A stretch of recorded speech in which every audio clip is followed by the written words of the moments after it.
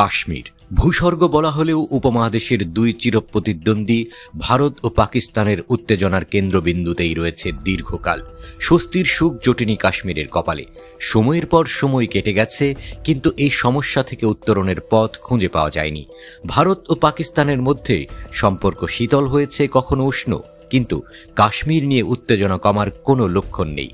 এবার ভারতের পররাষ্ট্রমন্ত্রী এস জয়শঙ্করের এক বক্তব্য যেন নতুন করে আগুন জ্বালিয়ে দিল এই ইস্যুতে।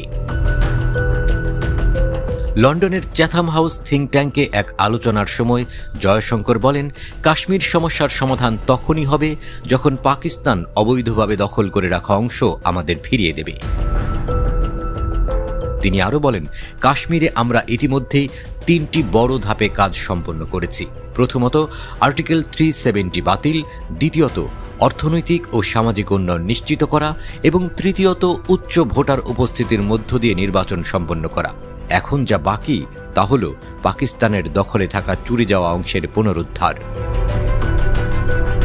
এত বড় মন্তব্যের পর পাকিস্তান কি চুপ করে বসে থাকবে? ইসলামাবাদ থেকে সরাসরি পাল্টা প্রতিক্রিয়া দিল পাকিস্তানের পররাষ্ট্র মন্ত্রণালয়। মুখপাত্র শাফকাত আলী খান বলেন, ভারত মিথ্যা দাবি করছে, বরং তাদের উচিত ৭৭ বছর দখলে রাখা জম্মু ও কাশ্মীরের অঞ্চল খালি করা।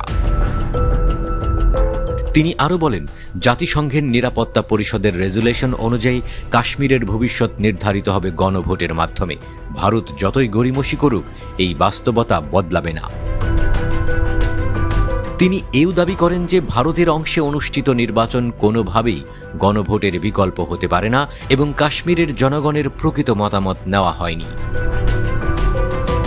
ভারত বহুবার পরিষ্কার ভাষায় বলেছে, জম্মু ও কাশ্মীর ভারতের অবিচ্ছেদ্য অংশ এবং তা চিরকালই ভারতের সঙ্গেই থাকবে। 2019 সালে আর্টিকেল 370 বাতিলের মাধ্যমে কাশ্মীরের বিশেষ মর্যাদা তুলে নেওয়ার পর থেকেই ভারত পাকিস্তান সম্পর্কের অবনতি ঘটে। বাণিজ্য বন্ধ হয়ে যায়, কূটনৈতিক সম্পর্ক সংকটে পড়ে। ভারতীয় সরকার বরাবর দাবি করছে, এই সিদ্ধান্তের ফলে কাশ্মীরের জনগণের জীবনমান উন্নত হয়েছে, অর্থনীতি এগিয়েছে এবং নিরাপত্তা পরিস্থিতিও ভালো হয়েছে।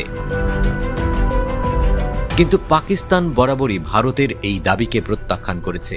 ইসলামাবাদ বলছে, ভারত একতরফাভাবে কাশ্মীরের সাংবিধানিক স্বীকৃতি বদলেছে এবং এতে কাশ্মীরের জনগণের মতামত বিবেচনায় নেওয়া হয়নি। কাশ্মীর নিয়ে ভারত ও পাকিস্তানের দৃষ্টিভঙ্গি একেবারে বিপরীত মেরুর।